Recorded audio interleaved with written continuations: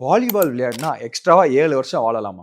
S, you heard it right. அது எப்படின்னு தெரிஞ்சுக்க இந்த ரீலை கடைசி வரை பாருங்க அண்ட் மறக்காம அந்த ஃபாலோ பட்டனை தட்டி விடுங்க. வாலிபால்னு சொன்னாலே ஜம்ப், டைவ், ஸ்பைக்கு தாங்க.